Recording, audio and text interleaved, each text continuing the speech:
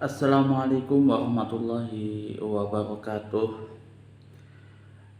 Alhamdulillahirabbil alamin. Innal hamdalillah nahmaduhu wa nasta'inuhu wa nastaghfiruh wa na'udzu billahi min syururi anfusina wa min sayyiati a'malina. May yahdihillahu fala mudilla lahu wa may yudlil fala hadiyalah. Asyhadu an la ilaha illallah wa asyhadu anna Muhammadan abduhu wa rasuluh. Rabbi shrah li sadri wa yassir li amri wahlul 'uqdatam min lisani yafqahu qawli.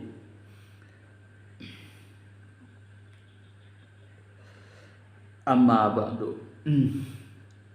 Hadirin hadirat jamaah kaum muslimin wa muslimat yang dirahmati oleh Allah Subhanahu wa taala. Pada kali ini kita akan membahas sunnah-sunnah wudhu yang ada di konten selanjutnya ini, pada part yang kedua. Jadi kalau yang kemarin yang part pertama itu dimulai dari membaca basmalah, berkumur-kumur, kemudian memasukkan air ke dalam hidung dan membasuh seluruh kepala, mengusap seluruh kepala. Nah, kemudian selanjutnya yang keenam, wa mashu jami'il udzunain zahirihima wa batihima bima'in jadidin. Wa mashu jami'il udzunain, dan membasuh semua dari kedua telinga tersebut, zahirihima bagian luarnya, wa batinihima, dan bagian dalamnya, bima'in jadidin, dengan air yang baru. Ai ghairi balalir waqsi, atau bukan air, bukan dari sisa basahan kepala. Jadi misalkan ini ada sisa basahan kepala atau wajah, nah kita ambil dari sini, kemudian kita gunakan untuk membasuh kedua telinga, itu tidak boleh. Wasunnatu, dan adapun sunnahnya, fi kaifiyati mashihima, di dalam tata cara mengusap kedua telinga, ayyudkhila, hendaklah memasukkan musabbihataihi,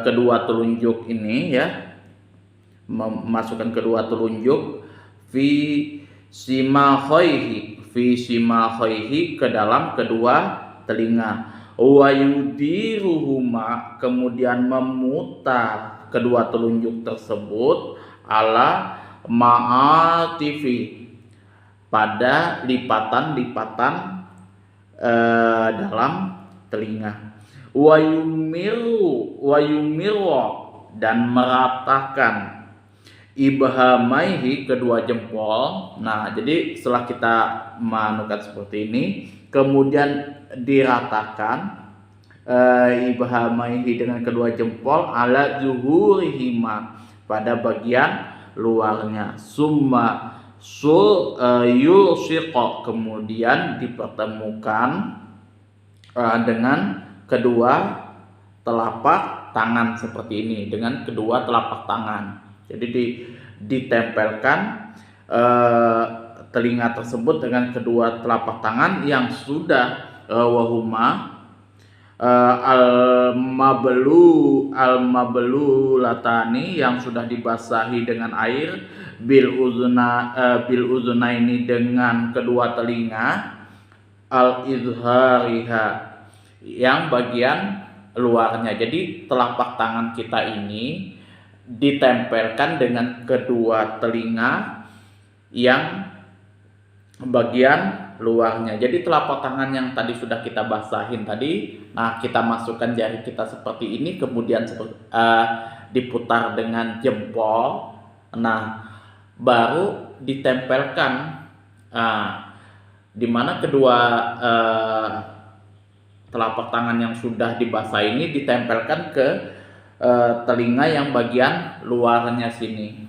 Jadi bagian luar telinga ini ditempelkan dengan kedua telapak tangan. Kemudian yang nomor 7, wa tahlilul lihyah al-katsati. Wa tahlilul lihyah, hendaklah memasukkan air ke dalam sela-sela al-lihyati, jenggot, al-katsati yang tebal, bimusallatin dengan diulangi 3 kali, minar rajuli, bagi seorang laki-laki. Jadi kalau misalkan janggutnya tebal, maka disunahkan untuk di sela-sela seperti ini. Seperti itu. Ammalih yati rajulil khafifah, sedangkan adapun lihyah, janggut laki-laki yang khafif, yang tipis, maka hukumnya sunnah ini. Jadi yang dimaksud bukan sorry. Adapun janggut laki-laki yang tipis, ya, misalkan tipis seperti ini, walihyatul mar'ati, dan janggut perempuan, wal khunsa, dan banci, fayajibu tahliluha, maka wajib di sela-sela seperti ini. Jadi kalau misalkan laki-laki itu dia sunnah kalau misalkan tebal. Jadi kalau tebal itu ini sunnah. Tapi kalau dia tipis maka hukumnya wajib. Nah, bagaimana dengan perempuan dan banci? Kalau perempuan dan banci, hukumnya apabila dia tipis dan tebal, hukumnya sama, tetap sama, yaitu wajib. Bukan sunnah. Wa kaifiyatuha, dan adapun cara memasukkan air ke sela-sela jenggot tadi, ayyudkhila rajulul asabi'ahu min asfalil lihyah, hendaklah memasukkan jari-jari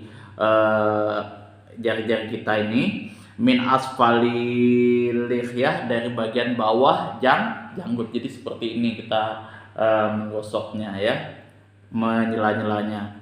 Wa tahlilul asabi'il yadain, dan selanjutnya nomor 8,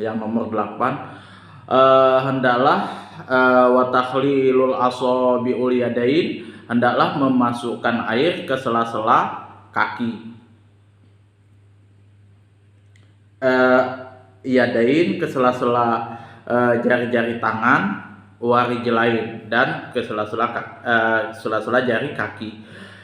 In wasolal ma ilaiha min ghairi tahlil, jika sekiranya air tersebut bisa mengalir secara sendirinya tanpa disela-sela. Ini jadi sunnah hukumnya. Fa illam yasil, kalau misalkan itu sekiranya tidak dimungkinkan untuk sampai tanpa menyela-nyela tersebut, illa bihi, tanpa menyela-nyela ini, kal asabiil multafati, seperti jari-jari yang berhimpitan, fa wajab, maka di sini wajib takhliluha, maka wajib menyela-nyela jari-jari tersebut. Wa illam yata'atta takhliluha, kalau seumpamanya tidak dimungkinkan untuk menyela-nyelanya, li'iltihamiha, karena jari tersebut berhimpitan seperti ini. Kan ada orang yang cacat tuh, jari-jarinya sudah berhimpitan, dempet seperti ini, maka diharamkan fatquha, membelahnya, litahlil, untuk menyela-nyelain. Jadi kalau misalkan dia sudah cacat seperti ini, maka haram hukumnya untuk dirobek, bisa dirobek seperti ini untuk mentahlil, untuk menyela-nyelanya. Wa kaifiyatu tahlilul yadain bitasbih, Kalau misal dan adapun cara dari menyela-nyela tangan itu gampang dengan seperti ini. Ya, seperti ini, B-B. Nah, kalau misalkan kaki bi ayyabda'a bi khinsoril yadail yusra min asfali rijli. Jadi hendaklah bi ayyabda'a hendaklah memulai bi khinsori dengan kelingking yadil yusra tangan yang kiri min asfali rijli dari kaki yang paling bawah. Ini misalkan kaki ini jangan kelingking, jadi kita mulai dari sini menyela-nyelanya. Nah, kemudian bagian sini baru ini kaki kanan. Nah, dia di sela-sela dengan seperti ini. Itu cara menyela-nyela bagian kaki. Jadi ini kaki kaki kita bagian kiri. Nah, ini kaki bagian kiri. Nah, maka di sela-sela dengan bagian kanan. Nah, kalau di sini sorry. Kalau ini yang kiri, dimulai dari yang kiri dulu ke yang kanan ya. Ini bagian kiri ya, sorry. Ini kelingking yang bagian kiri. Nah, jadi seperti ini menyela-nyelanya. Ini kaki kanan. Nah, kaki kanan di sela-sela dengan kelingking tangan kiri. Maka seperti ini. Nah, seperti ini. Ini bagian kaki kita nih di sela-sela. Kemudian nah, dilanjut lagi seperti ini. Kemudian lanjut lagi, wa taqdimul yumna, mendahulukan yang kanan, min yadaihi dari tangan, wa rijlaihi dan kaki, alal yusra atas yang kiri, min huma dari kedua-duanya. Nah, ini sunnahnya lagi. Jadi sunnah yang ke-9 adalah mendahulukan yang kanan, min yadaihi dari kedua tangan, wa rijlaihi dan kedua kaki, alal yusra atas yang kiri, minhuma dari kedua tangan dan kedua kaki. Amal udwani adapun kedua anggota tubuh alladzani yang mana diantara keduanya tadi yashulu mudah ghusluhuma membasuhnya ma'an secara bersamaan, kal khoddain seperti kedua pipi dan kedua telinga. Kedua pipi ini dicontohkan seperti kedua pipi. Nah, bisa juga dengan kedua telinga. Fala yuqaddimu, maka tidak disunahkan untuk mendahulukan al-aiman yang kanan minhuma dari ini tadi kedua pipi dan kedua telinga tadi. Jadi kalau misalkan ini pipi nih, jadi nggak perlu seperti ini dulu, yang kanan dulu baru yang kiri. Enggak. Kalau misalkan dia mudah untuk dibasuh secara berbarengan, maka ya berbarengan. Nah, telinga seperti itu juga. Nah, dibasuh secara berbarengan. Bal yathurani, maka hendaklah dibasuh, disucikan daf'an wahidatan, sekaligus. Wa dzakal musannifu sunniyata taslisil udwil maksulil al mamsuh fi qawlihi, dan musannif menyebutkan sunnahnya meniga-kalikan anggota tubuh yang dibasuh wal mamsuh fil qawlihi, yang mana perkataannya sudah dihapus di dalam kitab ini ya. Watoharotu salasan, membasuh dengan 3 kali fiba di nuskhi wattaqor, di dalam sebagian naskah at-taqor, kitabnya namanya taqor, lil maksulil wal mamsuh, atau anggota tubuh yang dibasuh dan diusap. Meniga-kalikan anggota tubuh yang dibasuh dan yang diusap itu adalah sunnah sebagaimana ditulis oleh musannif di dalam beberapa kitabnya. Yang salah satunya kitab ini adalah kitab Taqwa.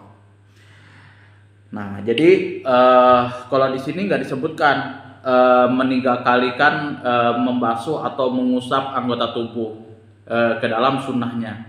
Nah, di sini langsung dilompat menjadi 10. Nah, sedangkan di beberapa kitab lain itu pengarang kitab-kitab lain itu ada sunnah meniga-kalikan di dalam membasuh atau mengusap anggota wudhu. Kemudian yang terakhir yang ke-10 wal mualatu. Yang ke-10 adalah wal mualatu, yaitu hendaklah di dalam melakukan berwudu tadi dikerjakan langsung tanpa jeda.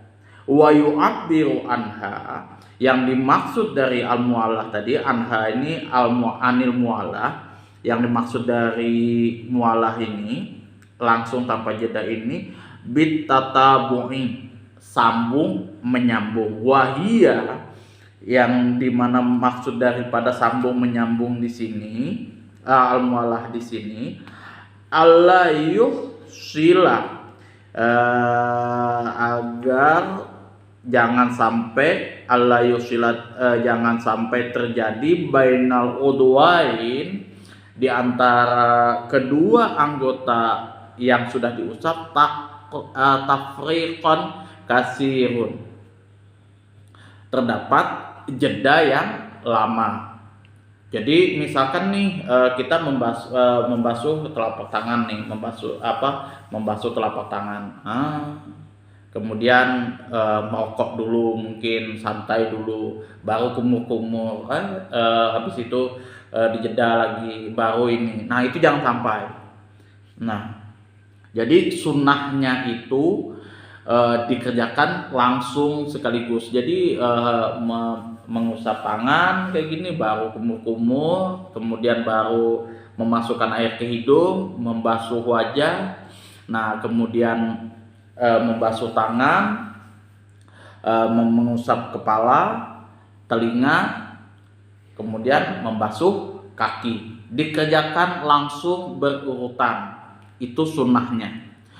Bal yutahhirul udwan ba'dal udwin bihaitsu la yajiful maghsul qablahu ma'al itidalil hawa'i wal mizaji waz zamani. Bal yutahhiru, dan hendaklah akan tetapi hendaklah yutahhiru disucikan, mensucikan al udwa anggota tubuh bainal udwi, sesudah anggota tubuh yang lain, bihaitsu la yajifu, sekiranya tidak kering al-maghsul, anggota tubuh yang sudah dibasuh tersebut, qablahu, sebelumnya, ma'al itidalil hawa wal mizaji waz zaman. Itidal itu berbarengan dengan jeda, ya, cuaca, situasi dan kondisi. Wa idza sallasal itibaru li akhiri waslihi, dan jikalau mengulang 3 kali sebagaimana yang sudah disebutkan pada akhir apa yang sudah dimaksud, bil itibari, sebagaimana yang dimaksud di akhiri ghuslati, pada akhir membasuhnya. Fa inna ma tundabul mualah fi ghairil wudu'i sahibud darurati, dan sesuatu sunnah, wa inna ma sesungguhnya tundabu disunnahkan al mualatu, menyambung tadi, melakukannya tanpa jeda tadi, fi ghairil wudu'i pada wudu, pada selain wudhu, sahibut darurah, bagi orang yang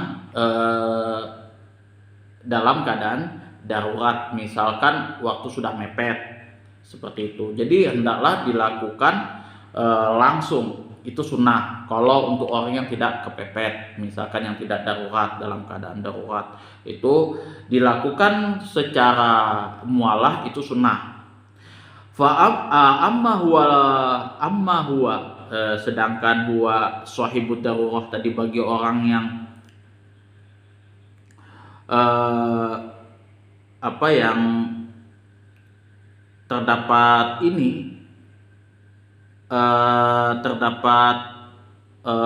yang dalam keadaan terdesak, dalam keadaan darurat. Nah, fal mualatu, maka mualah tersebut dilakukan tanpa tersebut wajibatun, wajib hukumnya fi hakihi, pada haknya orang yang terdesak. Yang terdesak itu ya waktunya sudah mepet, misalkan sudah azan dan lain sebagainya.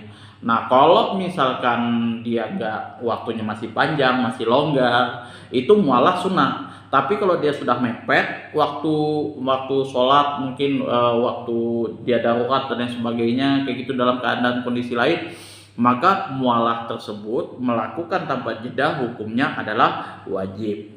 Wa baqiya lil wudu'i sunanul ukhal mazkur fil mutawwalat, dan sunnah untuk wudu dan sisa lil wudu'i, bagi wudu tadi, sunanul ukhal, terdapat sunnah-sunnah yang lain. Al mazkuratun disebutkan nantinya fil mutawwalat, pada kitab-kitab yang tebal lanjutannya.